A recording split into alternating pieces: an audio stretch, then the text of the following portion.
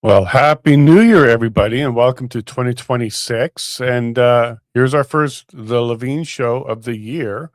And I got a good one for you. We'll be interviewing Premier Danielle Smith in about 30 minutes. She's wrapping up with the press. She's running a little bit behind schedule, but we've been working with her team all day long at 2 o'clock p.m. Mountain Time. So 30 minutes from now, she'll be joining us. So you'll get to hang out with me as I introduce to you the subject, what's going on with the Lavigne Show this year, and get ourselves ready for a wonderful 2026. No matter what happens this year, it's going to be one for the history books. And I'm really glad that you're joining us along that journey to make sure that whatever happens, we can bring the truth to you and search for justice as we continue our mission to do exactly those two things for you. I've had a wonderful Christmas break and New Year's with my family and friends and loved ones, and I hope you did as well. It's been pretty uneventful, which is a good thing because New Year's is always the time of the year where we're concerned if everybody's want to make a message or do something silly, which didn't happen, which is fantastic. And as we spin up for 2026, I hope you're ready for it. Again, no matter what comes, it's going to be one of those years that you'll never forget. And as we wrap up 2025, I hope that it was everything you were hoping for, and we made it through. There were some ups and downs as we have a new prime minister, and we're working our way through all of that stuff. But I'm looking forward to 2026, what it will bring to us. I do want to remind everybody, as I have some time here, January 10th in Red Deer, come join us in person as we're holding an event there. Tickets start at $20. You can find them on Eventbrite and thelavineshow.com as well to get yourself set up. Tickets are going, and there's two types: $20 general admission, $30 for a reserved seat. So you have your seat the entire time for all the speakers, and the prices will go up at the door. So do get them before then and to make sure that you get in.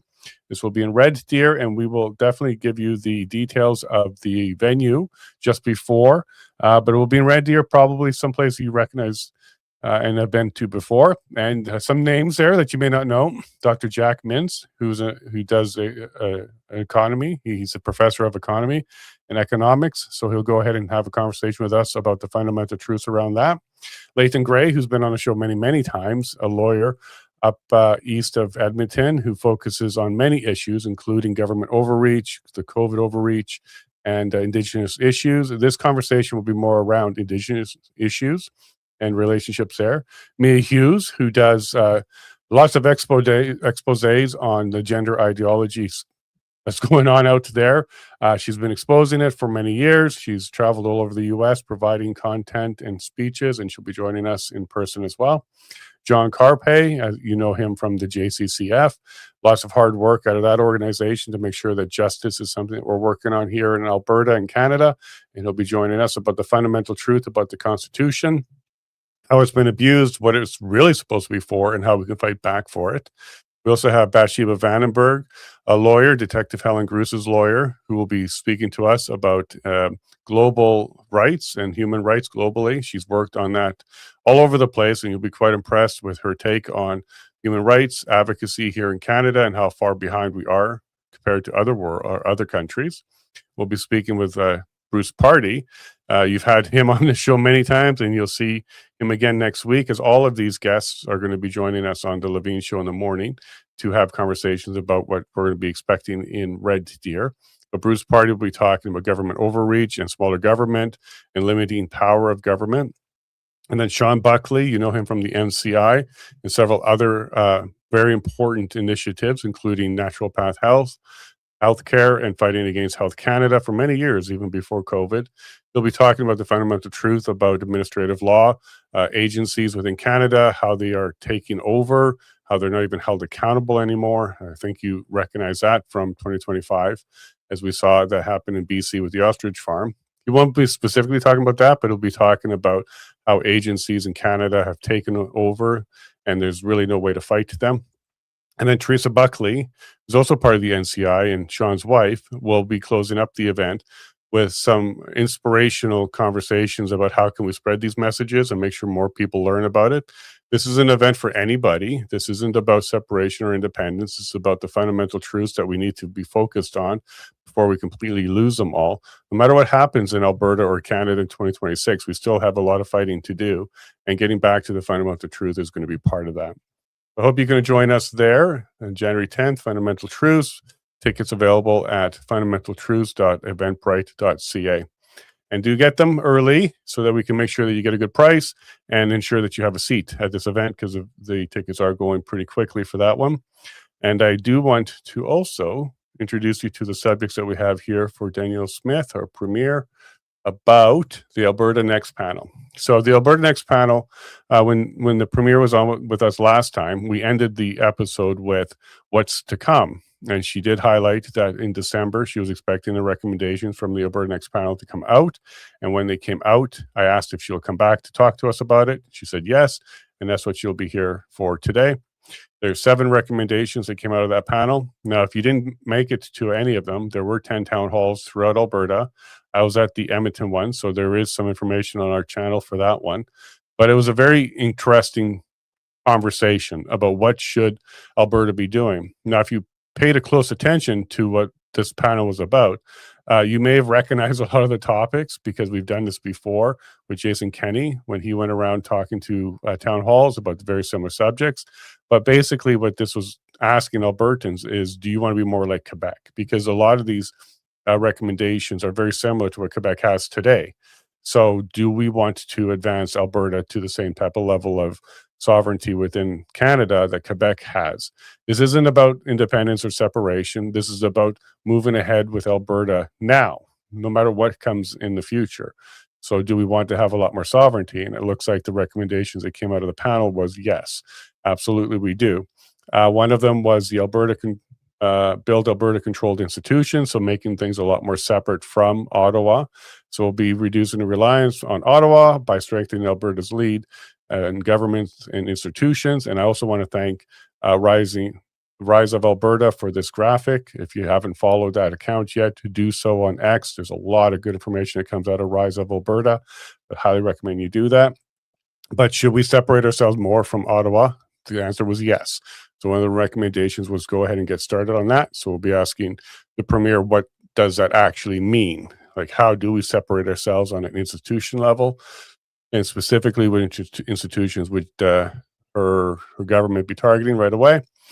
Study Alberta-Run Income Tax was the second recommendation, and conduct a full cost-benefit analysis of Alberta collecting its own personal income taxes, and no referendum at this time. So Quebec does this already. Quebec takes in their personal income tax, and then they give to the federal government the amounts that they transfer over, but they are the ones that collect the income tax, pay their bills first, and then work with the federal government. I think all provinces need to be doing this. It was highlighted that there needs to be a cost-benefit analysis at this stage, so we'll find out more in the future what that would be. But again, this is one of those things that I think we should be ready to go ahead and do.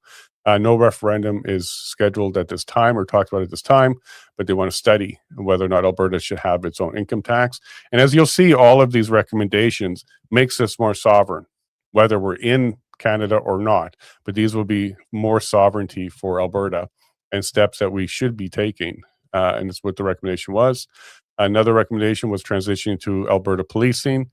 I had the pleasure of speaking to an Edmonton police officer yesterday, actually, about this subject. And what I learned from them was that there are members of the Edmonton Police Services, and likely Calgary as well, that would apply to be part of an Alberta police force. There is no pushback on it from the Edmonton Police Services. They're already their own police service, so that wouldn't change. It would be wherever there's RCMP, for example, where I live, that would change to a provincial police force. So there's support there from police in Alberta already, and they would be happy to apply to be part of the Alberta Police Force. So we'll get into that because the RCMP has highlighted that by 2030, they would like to be more federal police and not so much on the provincial level. So there's already a transition for the RCMP to go ahead and start stepping away from this type of policing. So it is something that provinces should be looking at before that time comes.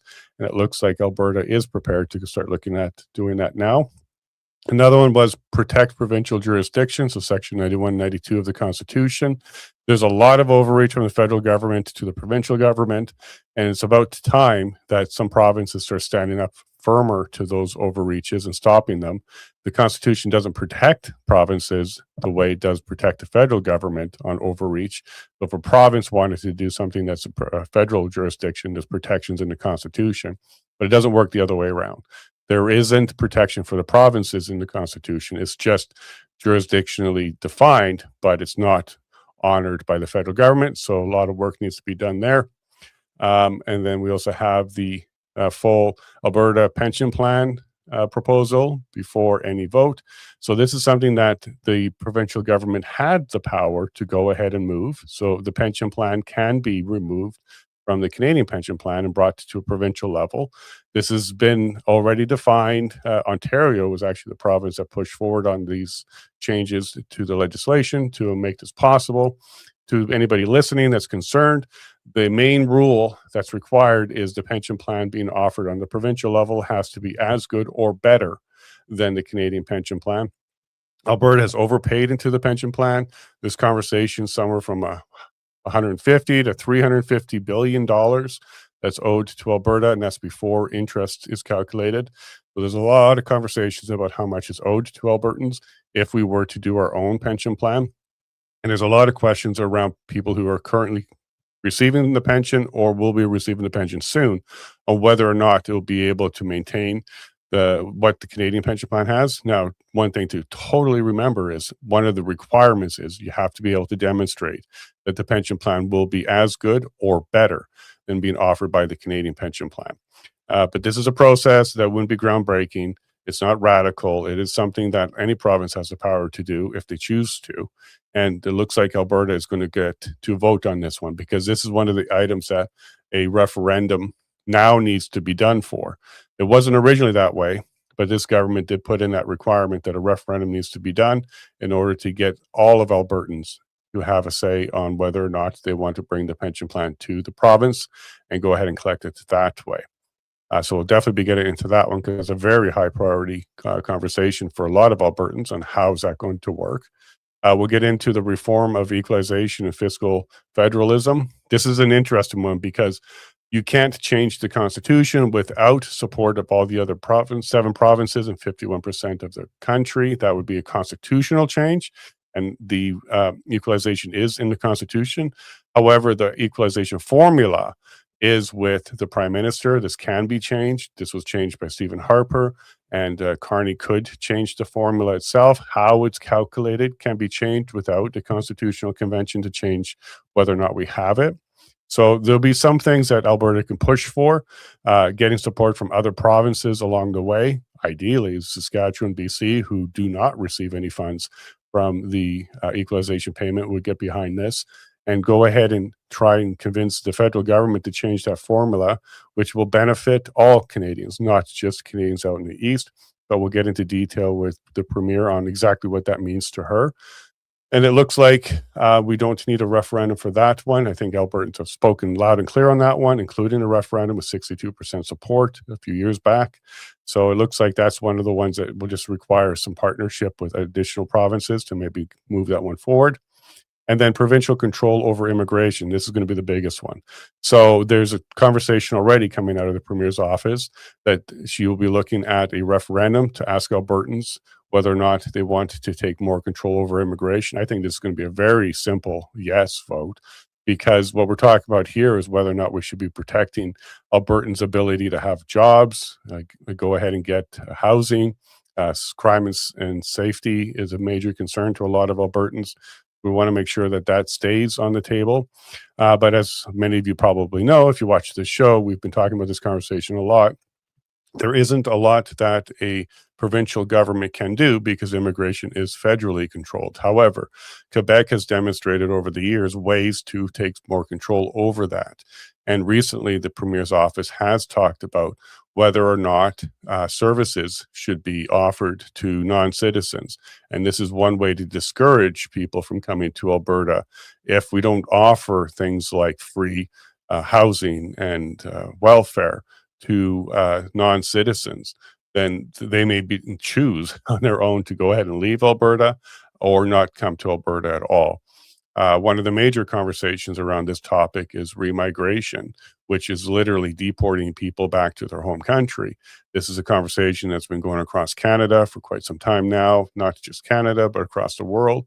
And Alberta doesn't have the power, and we'll get into this with the Premier as well, to go ahead and start deporting. However, there are certain things that Alberta can do as a province to go ahead and discourage people from coming here and possibly even leaving Alberta, to ensure that we have significant resources to take care of the people that live in Alberta, and go ahead and ensure that things like education and healthcare and other resources are available to Albertans. One of the problems we've run into is with education, universities, schools. They're full of people who are coming to Alberta to get an education, and that's leaving less room for Albertans and our youth to go ahead and get that education. And a lot of times it doesn't even matter of the scores being achieved by Albertan students. Some of the priority is on people coming to this province, and they've received the seats before Albertans. So there's probably a lot of work to be done there as well. Healthcare comes up a lot. Should we be paying for anybody? Is it meant to be for citizens and taxpayers? So that's another conversation that we can talk about. And Alberta has introduced, is starting to introduce an Alberta ID that includes citizenship on there.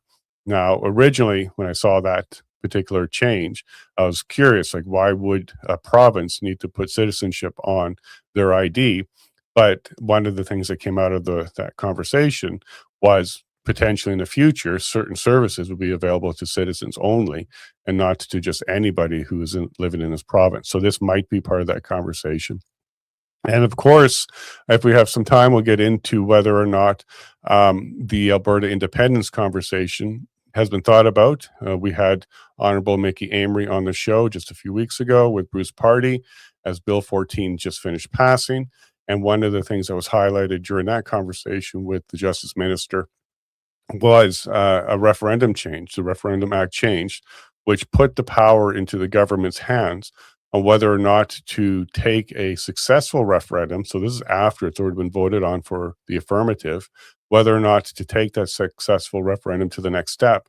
If they determine, this is the government determining, not the court, if it contravenes the Constitution, sections 1 through 35.1. And as we saw with the feasibly decision on the APP question, the decision of the court was the secession of Canada itself contravenes the Constitution. However, Honorable Amery was very clear in our conversation with him that when it comes to independence specifically, because there is a path through the Clarity Act provided by Parliament after the recommendation from the Supreme Court on Quebec separation, or whether or not they can unilaterally separate, it was determined at that time that there is a path forward, that a province would have to negotiate their way out of Canada, but Canada can't force a province to stay. That was a Supreme Court decision. And a lot of people think that the independence referendum would trigger a constitutional convention because it modifies the Constitution. That is incorrect. The actual path forward by the Supreme Court was a good faith conversation of separation with Canada, because Canada cannot, and this was a decision by the Supreme Court, Canada cannot force a province to stay in Canada. And there is a procedure and a process to go through to go ahead and separate.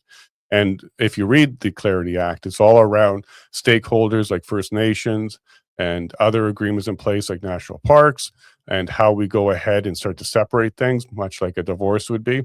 But there is no requirement by the Supreme Court to bring it back to the Supreme Court. In fact, they specifically said this is a political decision, not a judicial decision, which means the Supreme Court has washed their hands on this conversation. It's going to be left up to the referendum. As long as the referendum has a clear question and a clear majority, then you'll be able to take the next steps to secede from Canada. Another misconception that happens is Canadians will get to have a vote in this. That's not true. Canadians will actually have no say in this. Just like there was no vote to bring Alberta into Canada, there'll be no vote by Canadians if Alberta wants to leave. It will be done by the province and the residents of that province. To be clear, right now, there's two potential paths via petitions. There was a successful petition by Thomas Usakic, which wanted to bring forward whether or not Alberta should forever be in Canada. that petition was successful with the signatures and is currently at the next stage where the government's considering what to do with it.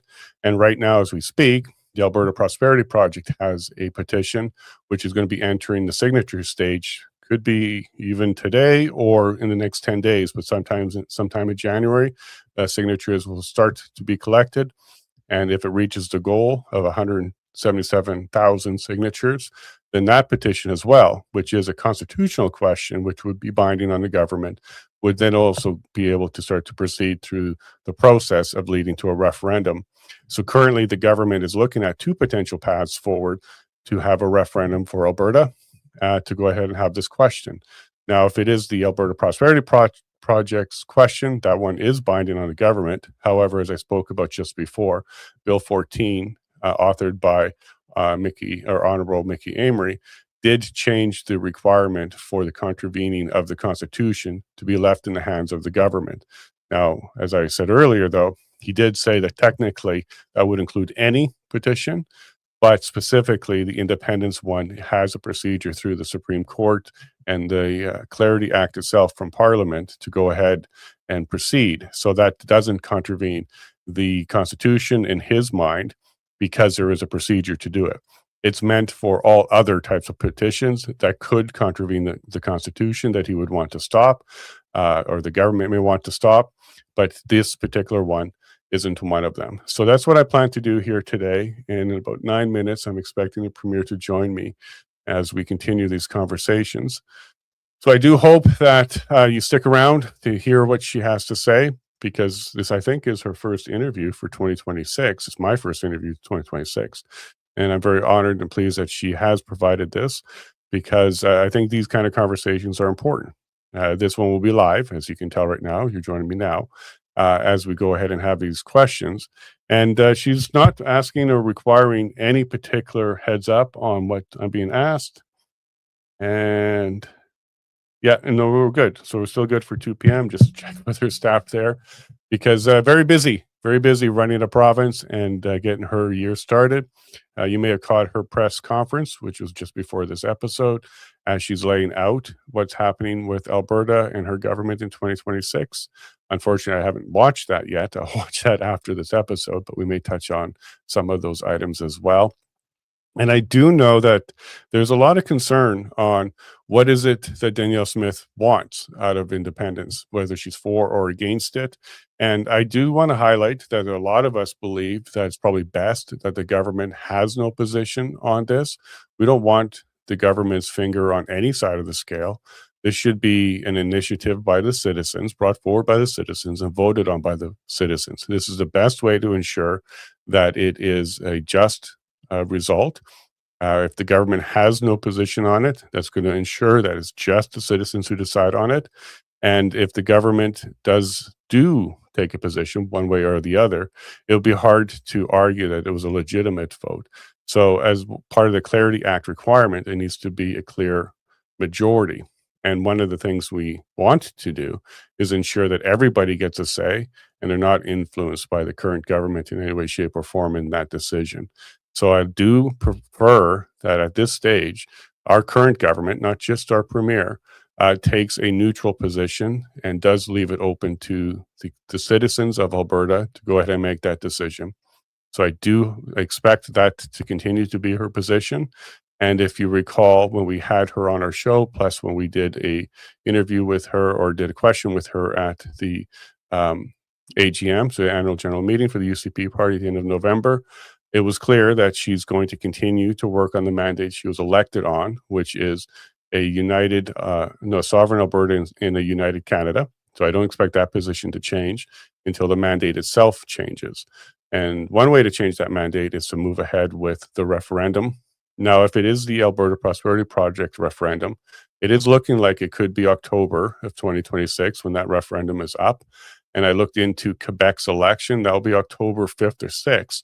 So early October, Quebec may make a decision, a very important decision, on which party they want to have represent them. If it's the Parti Québécois, they're an open separatist group party, and they've offered and committed to doing a referendum as soon as they get power. And currently, in Quebec, the polls are in support of Parti Québécois. So we may actually see October answer a few questions here in Canada when it comes to independence of provinces. Will Quebec choose a party that is going to bring forward the referendum? And will Alberta be bringing forward their referendum as well? And the third question that we might get answered in 2026 is where Saskatchewan lands on this particular issue. There is a movement in Saskatchewan to also bring forward the question of independence. So we may see 3 provinces in 2026 taking steps in that direction. And it could be led by Alberta, could be led by Quebec, could be a race to the photo finish on that particular one. But again, we're going to have the people's choice, which is something I think is important to remember here. There isn't a small group of fringe people in Alberta that want separation. It is a large group of people that want independence for Alberta. And this is not something that should be ignored. We absolutely should go forward with educating people about the benefits and also the concerns, addressing the concerns like the pension plan and some other questions like military and currency. These are all valid questions to have. These are all valid things to have conversations about, and also to ensure that people understand how the process does work. This is the first time that Canada is going to go through using the Clarity Act if one of these provinces does take the step and have an affirmative response to a referendum. So there's no guaranteed path that has been tested, but there certainly is a test or a path that has been provided by the Clarity Act to go ahead and take the steps to get this done.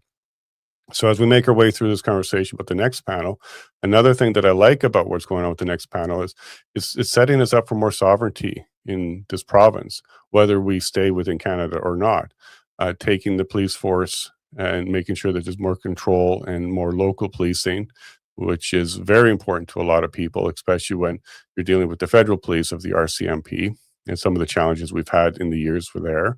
When you take the pension plan into account, well, who's going to take care of us and our seniors? And if you paid into the plan, is it going to be secure and there for you when you need it?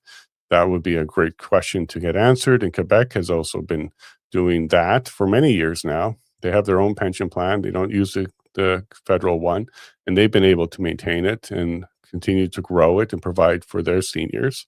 Whether or not we have a little bit more independence from Ottawa when we take care of our institutions, that'll be a very big question to go ahead and answer.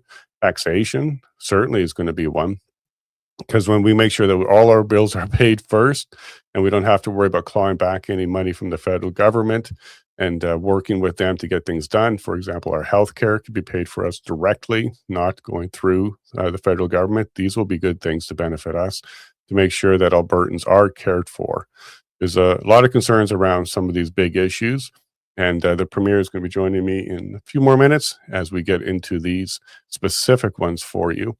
Unfortunately, I do not have my lovely wife here helping me with the chat, so I won't be able to pay attention to the chat to get your questions out there.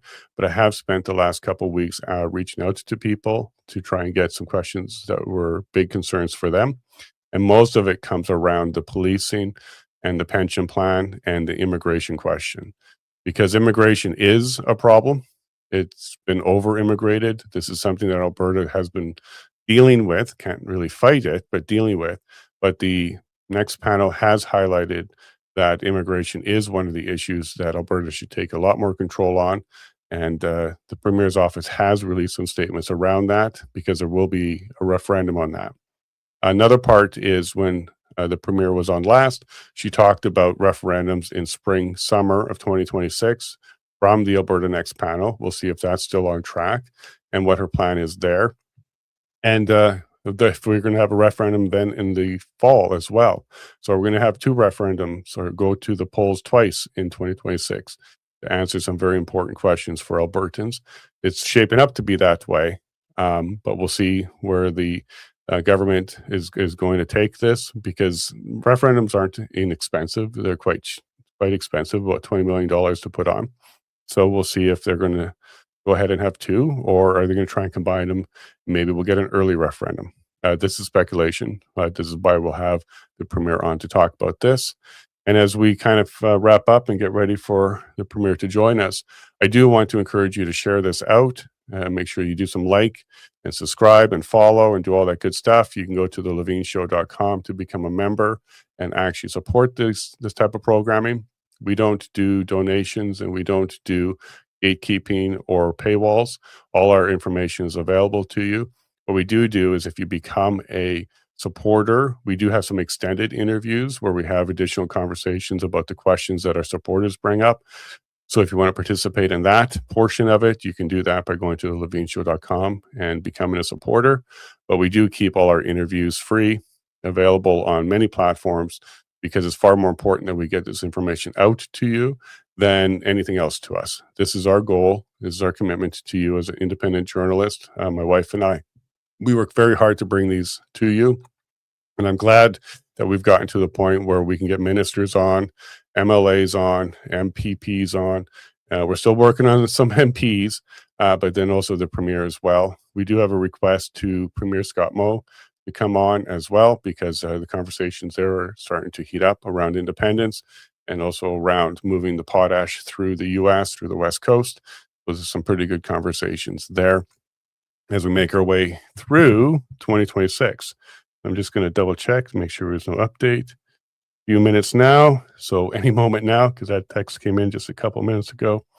But I am excited to have a conversation. We got 30 minutes with the Premier, and it's going to be quick because we got to get through several important conversations.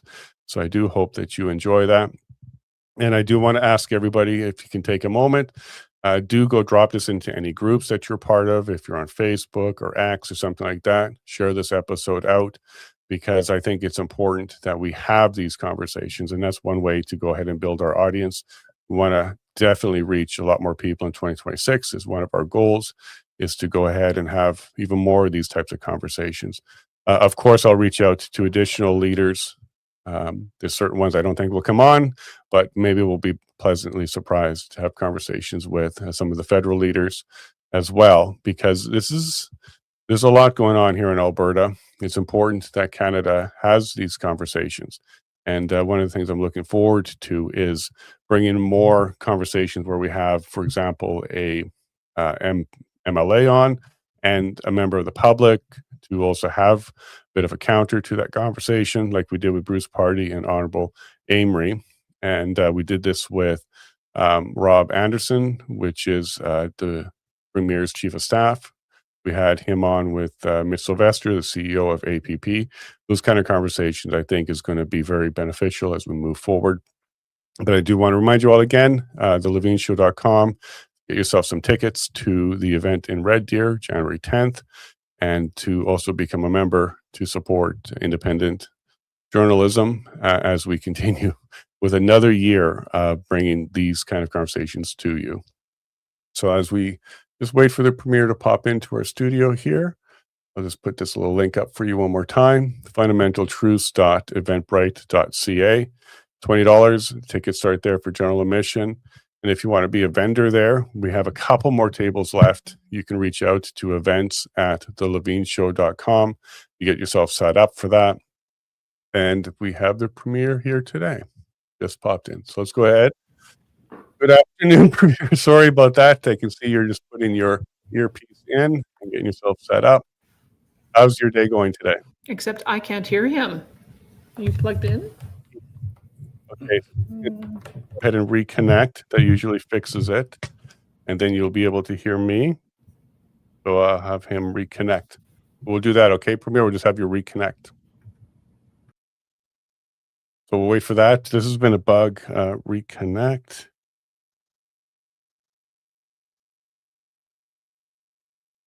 Reconnect, please. It's a bug in StreamYard, and that's unfortunate. But we'll get that going. We've had this happen a couple times, but she is here. She just finished her thing, her press conference as we work this. If you can hear me now, just touch your ear, and then we'll bring you on. Nope, not yet. So as we continue to try and make this work, okay, just touch your ear if you can hear me, and I'll go ahead and bring you on. Shaking her head. So we'll work on this. This is live, folks. Okay, we got her. Oh, hello, Premier. How are you doing today? Well, I'm good. I can hear you, but I don't know if you can hear me. We can hear you just fine. You sound Ah, fantastic. Thanks a lot. so for some reason, I don't know what it is. I wonder if this is what it is, if it wasn't plugged in properly. Try again. We're still here? You still got me? Let's see. We're going to try a couple of things out since we're, why not? Why not? We want to make this good for you. You How still does that got work? me there? I gotcha. You know what? If we just plugged it all the way in, we would have heard you right from the beginning. That's live for you, but it's fantastic to see you. I just was watching a couple clips from your press conference there, or your accessibility to the media, getting ready for 2026. You want to give us a quick recap on how that went for you? Well, I mean, 2025 was just an extraordinary year when you think about it. Or do you mean the press conference in particular? Because we've had a little bit of a change in our cabinet. Rebecca Schultz, who's done such an amazing job for our government and has just been such a superstar in every role that she's had, has decided that she wants to leave public life and go into the private sector. And so she is stepping back from her role as Environment and Protected Areas Minister. She'll stay with us until the end of session in the spring. And Grant Hunter, who also has great experience in cabinet. He was the Associate Minister of Red Tape, Associate Minister of Water. He's elevated into that position. And Justin Wright, who is my neighbor mate over in Cypress Medicine Hat. He has taken on so many roles as a parliamentary secretary for Rural Health South, as well as our military liaison. So we're going to put him in the role of chief whip. So we're pretty excited about that lineup going into the new year. Yeah, Rebecca, she did a great job with the Alberta Next panel with you as well. And this is what we're going to be getting into today with you. And I do want to thank you very much for joining us. You're my first interview of 2026. What a great way to start off the year. When you were last on the show, what we talked about was, hey, when the recommendations come out, can you come back on? So thank you very much for doing so. Well, thank you for your interest in it. It's one of those, if I can put some context around it, because there's obviously a lot of things that a provincial government has to do. And I think everyone knows that our main job is making sure that our economy is strong. We're developing our resources and managing them appropriately. We're making sure that people have good jobs that can support themselves and their families and their communities. We have principal role for delivering healthcare and education and supports for the most vulnerable. And all of that is important work and continues. That is just the bread and butter of what a provincial government does. But from time to time, you have to ask the question of, now that we've become big and strong and powerful, we've got over 5 million population, we've got the third largest economy, like we're even larger than BC, even though they have more people. You have to start asking, is the relationship we have with Ottawa optimal? Are there more responsibilities we should take on as a provincial government because we have more capacity?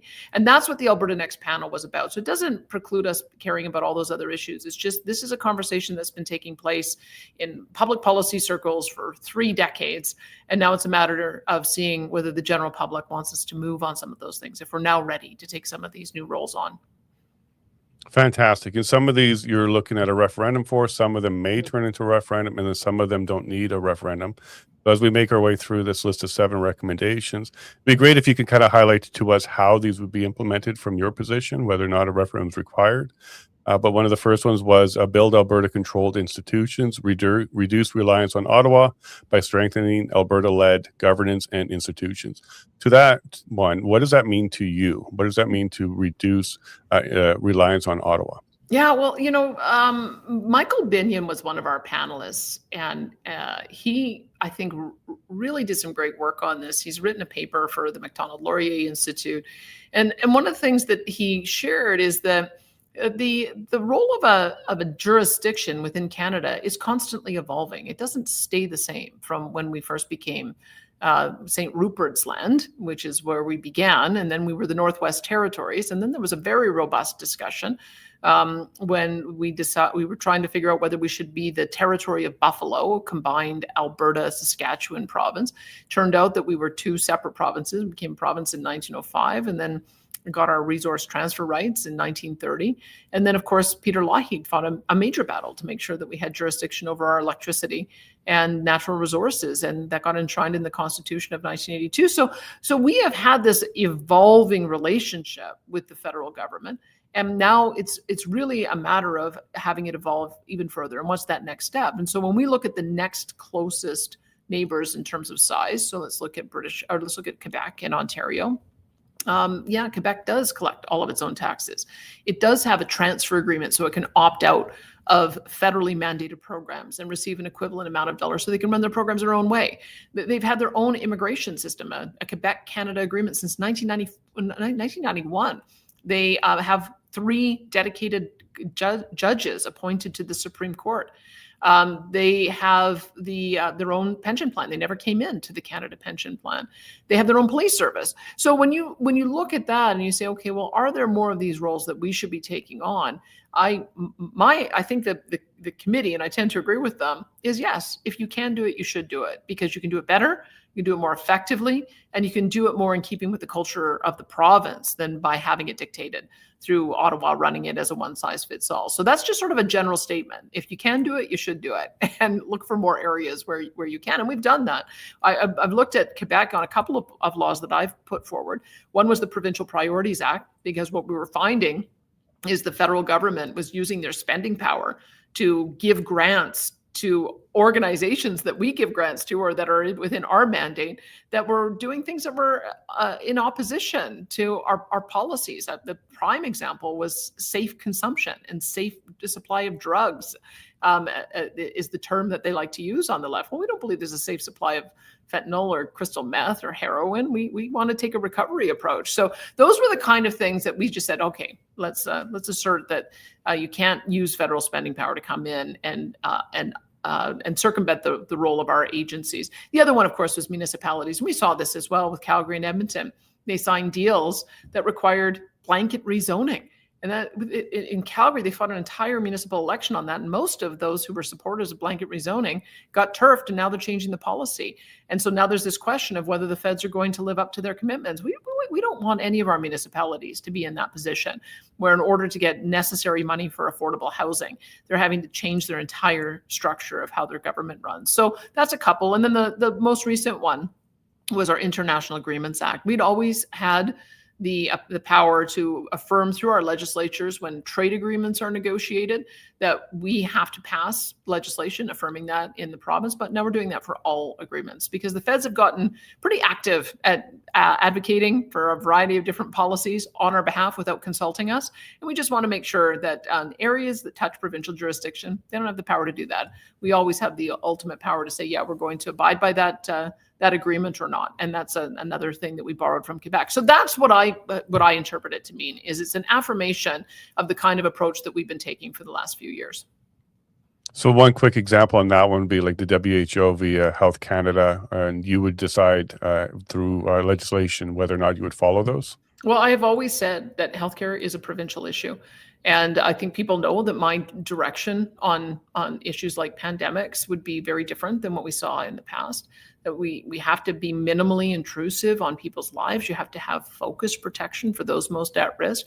And you just can't blanket shut down schools and blanket shut down businesses and blanket cause people to lose their jobs. That I think was demonstrated to be a severe overreach. And so we want people to know that when we pass laws in place saying no, that ultimately the cabinet is going to be responsible, and we can override an overreaching chief medical officer of health, but we're certainly not taking our orders from the World Health Organization. We have to hear what the international consensus is, hear what some of the medical expert opinion is, understanding that there are always divergent voices, and we have to listen to those too, and then make a decision on future issues that balance the rights of individuals. So that's one potential approach, but there's certainly going to be others. I think we're seeing in British Columbia the danger of just taking a blanket adoption of policies like UNDRIP, because it's completely thrown their property rights regime into chaos, and their mineral ownership regime into chaos. And so we want to have a respectful relationship with First Nations, but Alberta's under treaty. So we've got land that has been ceded through treaty. And so our relationship is a little bit different. We have to make sure we're not having cumulative impact on their hunting and fishing and trapping rights. And we have taken an approach of being very generous in supporting equity ownership in major projects as a way of creating long-term revenue streams. But that's another example of an international agreement that has really ended up upending a lot of the laws in our nearest partner, our nearest neighbor in British Columbia. And that's what we have to be on the lookout for. We believe in private property rights in this province. We underscored that with some additional language around that, with a change to the Alberta Bill of Rights, saying that a compensation has to be forthcoming if property rights are either taken away, or if the value of your property is severely regulated to the point where it's valueless. And that's the law of the land in this province, is that we know, going back to the Magna Carta, how important making sure that you've got secure property rights are. And so we've taken a bit of a different approach, and that's part of something that I think Albertans want us to preserve. In addition to property rights, it's going to be our pension future. So as you mentioned, Quebec has been managing their own pension plan. And this is one of the lively conversations I saw in Edmonton was around Alberta Pension Plan. And this is one of the proposals. So it looks like you're going to go to referendum on this one. Two questions here. Is that referendum going to be spring, summer for the pension plan? And two, how much support do you think Alberta has right now at this stage for a pension plan? Well, if you want my honest impression, it's 50-50. Like there is not, it's not very clear to me that there's one side that is stronger than the other. In online surveys, we end up with people saying no, don't, and in in-person surveys, we end up with people saying yes, do. I think what I appreciate about the panel report is they said you can't do anything until you've done the homework. You can't go to a vote unless people know what they're voting on. What is the level of asset transfer? What are the premiums they're going to pay? What is the benefit that they're going to get? And so we have to do a lot more of that work before we'd even consider a referendum. So I would say that one's on the back burner for now. There's I don't know how long it will take us to do that work, but I just the sense that I got from the panel was you can't go to a vote on this until you've done all of that background work. So I would hope people would just expect that there's a lot more work to do on that first. And that work that you're looking to do is more around education, because there's a lot of misinformation around that particular subject. No. I mean, I think we need to know from the federal government what the asset transfer would be. I mean, it's a different world. If it's zero because they said sorry, we don't acknowledge any value that you have on this. If it's per capita, then that's only about 95 billion. If it's what we think it should be, which is a combination not only of all the overpayments we've had, but all the investment revenue from it, that's more like 300 billion. It's a very different scenario depending on those numbers. You can do different things if you have 300 billion worth of assets versus only 95 billion. There's a long-term liability. We have to look at our demographics. So that's why it matters. And I think we have to know a firm number from the federal government so we can be very forthright with Albertans about what that would look like. Because quite frankly, if it's a very small number and the benefits are going to be the same and the contributions are going to be the same, it could well be that Albertans would say, why bother? But if you can get a significant benefit from having reduced premiums, then Albertans might say, yeah, let's do that. So at the moment, because we don't have that number from the federal government, I just don't think we have enough information to go to a vote. So I've already raised it with the Prime Minister.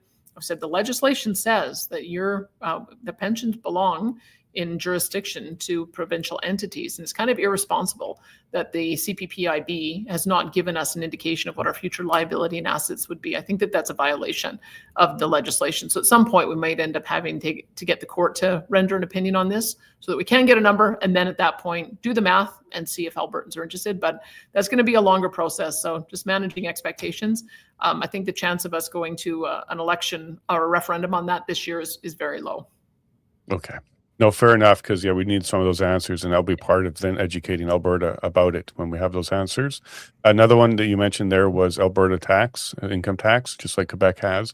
Where are you on that one? Is that going to require a lot more background work as well? You know what came up out of the discussion, and I think it was a good one, which was why would we just do the exact same kind of personal income tax system that the federal government has created with all of the confusion and lengthy forms and regulatory compliance? You've got to hire a tax accountant to even understand it. If there was any value in us having our own personal income tax system, it would be to go to the kind of thing that the flat tax proposals had from years gone by, where you could fill out your tax return on a postage card because it was so simple. And so that was really appealing to me, especially when we looked at the math on it. we'd have to hire 5,000 bureaucrats to administer the system the way it is. Why would we want to do that? So I think what their recommendation is maybe the idea of tax reform has some merit. And so why don't you do a full comprehensive review of what tax reform might look like before you decide whether you want to take this on? Because there really isn't any benefit of spending an extra $1 billion a year to collect taxes in the same old convoluted way that the federal government does. If we're going to do it at all, might be wise to simplify. So I think what you'll probably see out of that, no vote on it, but very likely we'll commission some academics who might be able to do some of that research for us and give us an idea of what an optimal tax structure would look like for Alberta. I think that it's probably worthwhile having that conversation. Well, that sounds actually quite promising. So thank you for that answer. Yeah, because then you can also integrate the two, right? Your corporate and personal can be integrated a bit better. Maybe we would decide in Alberta that we don't want capital gains taxes at all. Like maybe we want to make a decision that when people invest money, we think that's a good thing. So we want them to do more of it, not less of it. But as long as we're tied to the federal government, we can't make those kinds of decisions. And we found that when they came through with that proposal that they wanted to change the taxes on professional corporations. And, fortunately they relented from that because there was so much outcry. The initial thing we were asked is, well, could you carve yourself out of that so that Alberta wouldn't do the same? And we found that with our tax agreement that we have with the feds, we don't have that flexibility. So that's why I'm saying that there probably is a broader discussion to have about tax reform in Alberta, as opposed to just replicating the convoluted system that they have at the federal level. Fair enough. Now, one of the conversations is going to be a little bit more difficult to have because it is tied to the federal government and the Constitution, will be reforming equalization. Now, the formula can be modified by the Prime Minister, but not the requirement for it. So what is it that you mean with the recommendation here to try and reform equalization? Well, and I hope that your followers are just as frustrated as I am when, so look what we're seeing across the country right now. Let me put it into this frame. What we're seeing in the country right now, because of all of the decisions that the federal government has made to dampen investment, every single province and the federal government, it does not have enough revenue to pay for the programs that are being demanded from their people. Every single government is running a massive deficit, including ours. And part of ours is that we made decisions that we wanted to have royalty revenues help to pay for a number of the programs that we have here. And that's a legitimate decision to make because we have created an environment where there's investment, and we believe Albertans should share in the benefit of that when it happens. But what it does do is that when you have oil prices fall off as they have, from $74 a barrel down to less than 60, it punches like a $10 to $15 billion hole in our revenue stream. So that's one of the frustrations we have. But let's layer the frustration on that because the federal government charges way more in corporate taxes, personal taxes, GST, fuel taxes, CPP, EI, on and on and on, they end up generating $26 billion more in tax revenue out of Albertans than they transfer that back in various benefits. And then what happens? They take about that amount and they write a check for $13, $14 billion to Quebec, $5 billion for Manitoba, and several $1 billion for the Maritimes. So we are in a position where the harder we work, the more money Ottawa benefits from. And then we're running deficits and not able to afford to pay for our programs because those dollars don't get transferred back. That is what is fundamentally flawed about the equalization program. Big, powerful provinces like Quebec, which is larger than us, should not be getting transfers from us. Big, powerful provinces like Manitoba, which is larger than Saskatchewan, should not be getting transfers from Saskatchewan. Big, powerful provinces like Nova Scotia should not be getting transfers from Newfoundland and Labrador, which is smaller. That is the foundational problem that we have with this structure, is that it has created massive unfairness, and it allows for the recipient provinces to pay for a higher level of social programs than we can afford to pay in our own jurisdictions. So that's the conversation that we need to have, is let's stop the insanity. We've got to get to a point where we have the same equal per capita transfers for the big, powerful provinces and a very much smaller equalization program for those provinces that are so small that they might not have the economies of scale in running the same types of programs. And that's a conversation we started a few years ago when my predecessor launched a referendum on the question as part of what is being litigated in the courts right now at the instigation of Newfoundland and Labrador, and as part of the conversation that we need to keep on having, because it's just not fair. And Albertans see it, and it's causing massive frustration and division. Okay, so that'll be an interesting one to keep an eye on, because how do we keep at least our deficit covered before money leaves Alberta? That'd be at least a good start. Well, I know, I know. I wish we had more of a European style system. If we could reconstitute Canada today, where we collected all of our own revenues at the provincial level, and then we submitted to Ottawa our share for the federal programs that they provide, we would have a very different conversation. Mm-hmm. But that's not how we are. And I know that was one of the things that, so if that's how we could collect personal income taxes, I think we'd end up getting 100% support for that. But it isn't the way, unfortunately. What happens is that Ottawa takes the lion's share of the money, and then they decide how much to transfer back. And well, we're at a point now where the level of unfairness about how much Alberta transfers in, especially when we're facing deficits of our own, it just simply isn't sustainable. Now, one of the services we do receive is RCMP, at least rurally, and that was one of the things that came out of this panel was Alberta Police Force. What are your thoughts on there, and how do you plan to implement that?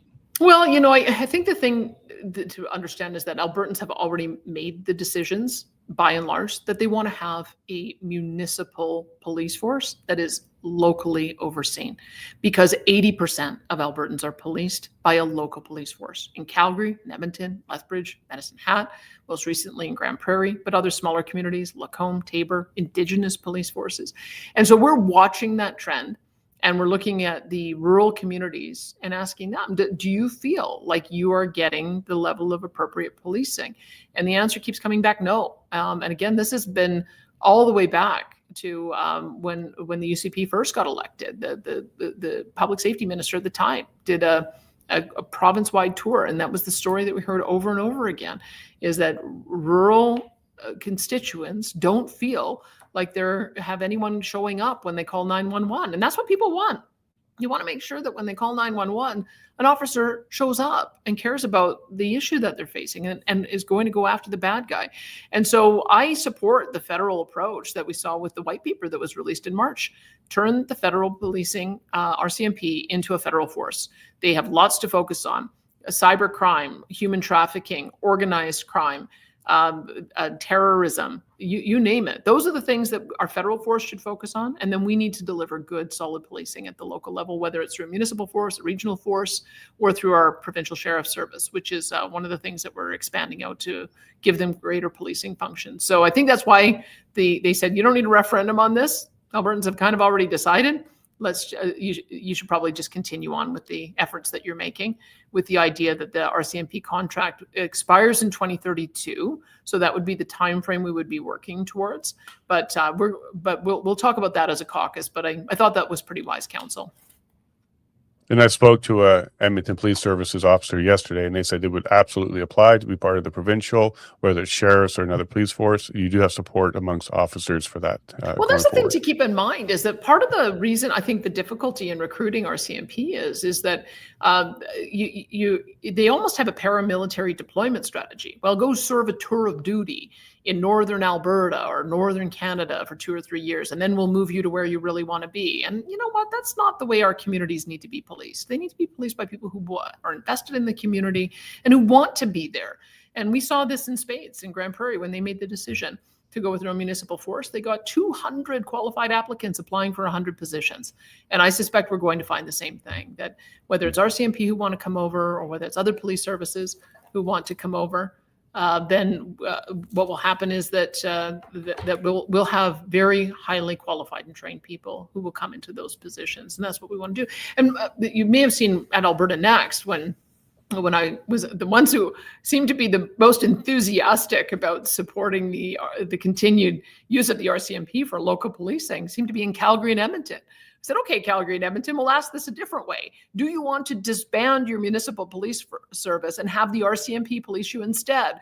And the room went silent. So I think that's what I mean, is that I think that there is an absolute important role for the RCMP, but I think the time has come for them to move into that important federal role and for us to take a different approach to local and rural policing.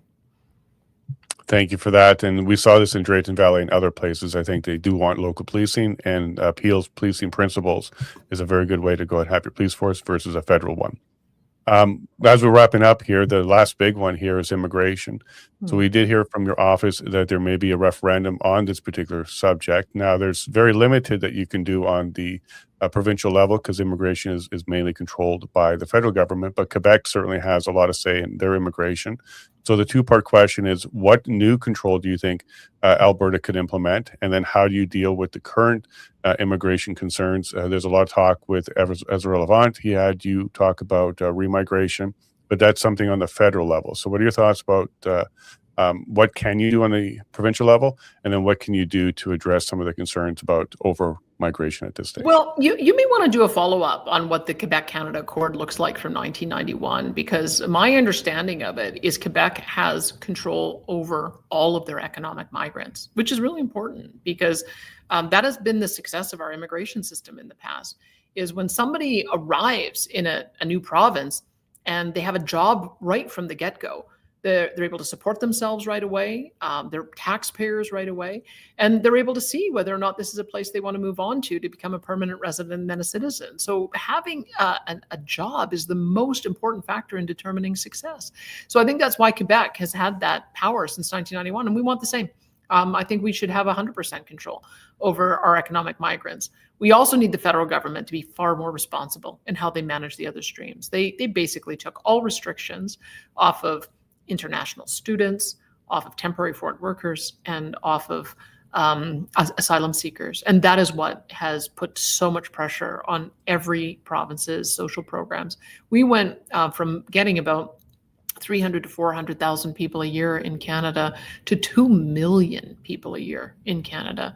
And that is, I think, one of the things that has caused the pressure in our school system, pressure in our hospital system, pressure on rents and affordable housing, even pressure on the food supply and the cost of groceries. And so I'm pleased to see that the federal government has gone back to a more normal strategy. I think their target is now 380 to 450, which is probably sustainable.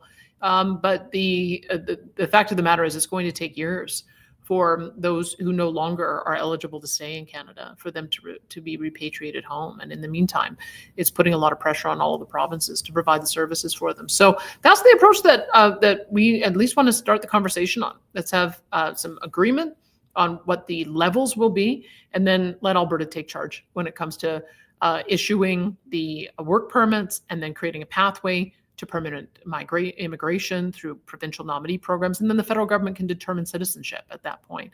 But they have demonstrated, I think, an inability to manage the system in a way that we need to in our province. And we are continuing to be the job creators of the economy, and we need to continue to be. And just even look at this most recent example. So instead of giving us our full complement of economic migrants to manage, they increased it marginally to 6,400. And then if we want to have more than that, they have to either be a doctor or they have to speak French. And, speaking French may matter in New Brunswick, in Quebec, maybe even in large pockets of Manitoba, but we have very, very small communities that are Francophone speaking communities first. We need people who have facility in English. That's going to be the greatest guarantor of success, and that's our common language. And so to have a federal government creating an arbitrary restriction like that, knowing that we're the ones who are going to need to fill a bunch of these positions for the jobs that are going to be available as we continue to grow, it just makes no sense. And just another example, I think, of how out of touch Ottawa is and how their priorities are not the same as provincial priorities. So Section 95 of the Constitution gives us a lot more authority to manage immigration, and we're going to fully exercise that. Well, thank you very much for following up on that one. And my last question is, I had Honorable Mickey Amory on just a few weeks ago. So thank you very much for making your cabinet available to us. My We pleasure. were You know, talking Jason, about, the last one that we might end up having some referendums on, though, are the institutional arrangements that we have with the federal government, like the Senate. We've been having Senate elections for years now, and we're going to ask Albertans, do we want to continue doing that, or should we be advocating to abolish the Senate? That's one of the things they recommended. Appointing judges. When I hear people say how frustrated they are at the revolving door of justice, bad guys who are continuing to come in, get out, and reoffend, maybe we should be choosing our judges for a court of appeal and King's Bench as well, rather than just provincial court. Maybe we need to do more to create a similar type of law in our Constitution to what the federal power has. The federal government has a power of disallowance, meaning if I tried to pass laws in their areas of jurisdiction, like create our own currency, which a previous premier tried to do, they can come in and say, I'm sorry, that's not your jurisdiction. We're disallowing that. They used it 112 times in the early part of our country's history. We should be able to do the same thing. We say, I'm sorry, we're going to disallow you from passing laws in our areas of jurisdiction unless you have our approval. That's kind of what the Alberta Sovereignty within a United Canada Act is meant to be. It's saying, no, we're just not going to enforce your laws if they don't work with our culture and our priorities. But maybe we need to do something a little bit more serious in the Constitution. So it could be that there are 4 or 5 questions that our caucus and cabinet ultimately decide to put to the people. But those are a few of the other ones that are out there. now, Mickey Amory was highlighting with Bill 14, and one of the questions we had was the moving of the contravening of the Constitution question to the Referendum Act, which puts that decision within the government's deciding. So if there's a successful referendum, your government can decide whether or not to bring that forward if you determine it contravenes the Constitution. Specifically and only specifically with the independence question coming up in 2026, does your government have any intention to stop that referendum if we get to a successful referendum? Well, I'll tell you my thinking on this. I mean, I never understood why the chief electoral officer would let one go ahead and not the other, because they're the same question. They were just asked a different way. It was, do you want to remain in Canada? Yes, no. Or do you want to leave Canada? Yes, no. And so it didn't make sense to me that one got sent to the court and the other one didn't. And so that's part of the reason why we passed policy to remove that discretion from the chief electoral officer. It's not meant to have a gatekeeper. It's not meant to have someone say, well, I like the question, so I'll let it go ahead, or I don't like the question, so I'm going to block it. So our view is we want to give maximum latitude to the public to see if they find an issue that resonates, gets the signatures, and then it's up to us as a government to implement it in a way that's constitutional. So the Forever Canada petition, when it finally got its number of signatures, we're now being asked not to put it to a referendum. We're being asked to just make it a vote of the legislature. And part of the argument was, well, we don't want the separatists to piggyback on the fact that we did all this hard work getting people to sign on to the yes side. So now we have some parity. So now the Alberta Prosperity Project, as I understand it, is going to lead an effort on their preferred question. And we'll see. They've got, I think, 120 days to get 177,000 signatures. And once, maybe I'll have to come back on in May once we see what the outcome of that petition campaign is. But I think we're going to take them each step at a time. So now I believe as of today, they're allowed to start their petition. And I guess we'll watch and see how it goes. Absolutely. Now, Mickey Amory's his response was, because there's a Clarity Act and there's a procedure with the Supreme Court for independence, that one specifically wasn't something he was concerned about. It would be any other new petitions that came up that may fall under that particular new section of the law.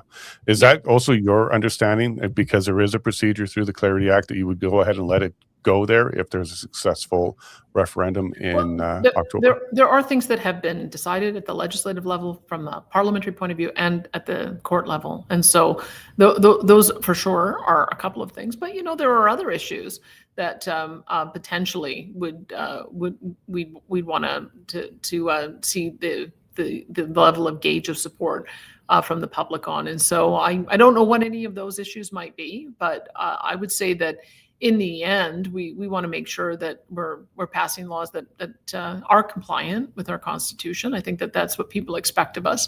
But we also don't want to be prejudging an outcome. And so we want to give full latitude to the public to make those kind of choices. Quite frankly, if it's a poorly worded question, or poorly conceived idea, I doubt that the threshold would be passed of 177,000. And so I think there's a kind of an automatic check on silly petitions going forward. I think that only the most serious ones will go forward. No, fair enough. And Honorable Amy had a very similar answer to that. Is it would be a silly petition that they would consider stopping, but nothing that's important like independence. Do you have any last comments for Alberta as we let you get back to your very busy day? No, I'm glad that we went through this process, and I think it's not a bad thing from time to time to have a conversation about our relationship in and within Canada. I think this is a very good time for that. There seems to be a new spirit of cooperation. I'm very pleased to see that. And part of that new spirit of cooperation, maybe if you let Alberta free to be Alberta, then maybe we'll have fewer tensions in the country. But if the federal government continues to try to impose an Eastern Canadian attitude and mentality and policies on us, it's going to continue to cause friction. So I think we've had a bit of a reset in the last year. We certainly had a reset with the MOU that we signed. We've got a lot more work to do to make sure it's implemented, and we'll be doing that in the first part of the new year. But sometimes having these conversations are important. It's if you don't allow these conversations about some of the frictions and the frustration to take place openly, then I think it can have a negative effect. And we want to have the honest conversation and see if we can fix a few things. Fantastic. And I'll be looking at your calendar for May 2nd. We'll have you back after those signatures are collected. You bet. Thanks, Jason. Talk soon. Thank you. Take care, Premier. Bye. Bye now. Well, there you go, folks. We got through all 7 parts of the Alberta Next panel, and then I squeaked in one last question for the Premier there. I'm certainly going to follow up with her in May to see where we're at, because I do think the Alberta Prosperity Project is going to be highly successful. We're going to see what kind of numbers they get. If they're somewhere around 1 million, I think that conversation is going to be very loud and clear about the referendum going forward.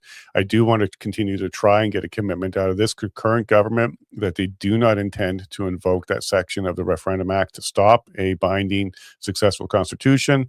It sounded like very similar to what Honorable Amy said, which was that particular clause is really meant for silly petitions. And one of the examples I gave of Honorable Amory was, for example, if there's a petition to cancel all treaties and it passed, like you got the signatures and it was voted on and passed, would they stop that? And the answer would be yes, because that would violate the Constitution for the treaties and recognizing the treaties. But when it came to independence specifically, there's a procedure going forward in the House of Commons through the Clarity Act and the Supreme Court through their recommendations on secession. So there is a path forward. So he didn't consider that to be a constitutional contravening. So let's say pay attention to that. Now, as you heard, today is the day. So I heard it was either going to be January 2nd or 12th. So January 2nd, they can move on to the next stage to collect signatures. So pay attention to the Alberta Prosperity Project. Make sure you go follow them. Sign up as a volunteer if you want to do that. Sign up on an intent to sign. And remember, it's not a signature that says, I'm going to absolutely vote yes, but you definitely want to make sure this petition goes forward, and go ahead and get yourself more involved in that. And remember, thelavineshow.com, if you want to continue to see conversations like this, have direct live conversations with our leaders as we make our way through 2026. You can go to thelavineshow.com and become a supporter, and we'll make sure that you can continue these free to the public, and we'll bring you some benefits as a supporter. And then don't forget our event, January 10th in Red Deer, thelavineshow.com as well for more details on that, to get tickets starting at $20. There are tickets available still, and I'd love to see you all there. But make sure you have yourself a wonderful brand new year, 2026. History is going to be made no matter what happens. History is going to be made, and I'm really glad that we're here to see it and be part of it. Have yourself a wonderful day. Take care of each other and yourself, and God bless.